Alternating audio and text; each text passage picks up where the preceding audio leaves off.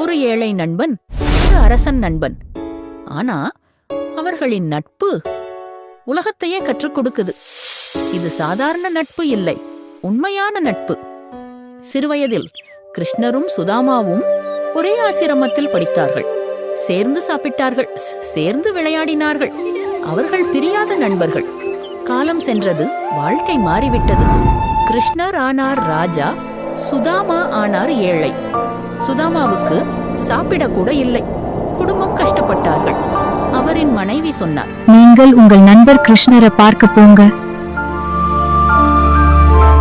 அவள் அதுவே அவரின் பரிசு. சுதாமா தூரம் நடந்து நண்பரை பார்க்க சென்றார். அவர் பெரிய அரண்மனைக்கு வந்தார்.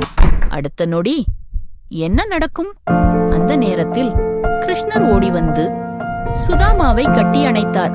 ஒரு ராஜா ஒரு ஏழை நண்பனை அவ்வளவு அன்போடு அணைத்தார். கிருஷ்ணர் அவரின் கால்களை கழுவினார். அதுவே கடவுள். அவரை அரச மரியாதையோடு வரவேற்றார். சுதாமா கொண்டு வந்த அவலை மகிழ்ச்சியோடு சாப்பிட்டார். சுதாமா எதையும் கேட்காமல் திரும்பி சென்றார். ஆனா அவர் வீட்டிற்கு சென்றபோது ஷாக். அவரின் குடிசை அரண்மனையாக மாறியிருந்தது. அவரின் குடும்பம் செல்வந்தர்களாக மாறியிருந்தார்கள். கிருஷ்ணர் அவரிடம் கேட்காமலே அவரின் வாழ்க்கையை மாற்றிவிட்டார். உண்மையான நட்பு எதையும் எதிர்பார்க்காது. உண்மை நண்பன் உங்கள் நிலையை பார்த்து மாற மாட்டான்.